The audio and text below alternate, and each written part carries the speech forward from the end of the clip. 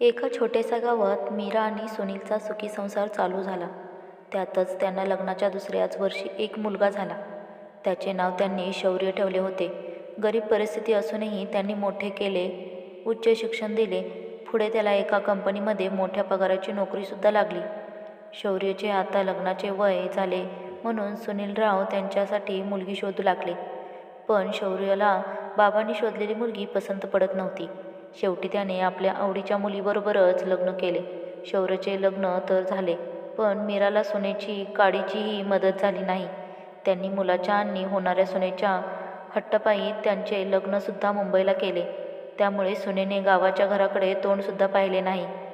ती काय मीराला मदत करणार? मीरा आणि सुनील दोघेच गावीच राहत होते. पण सुनीलरावांनी लवकरच मीराची साथ सोडली.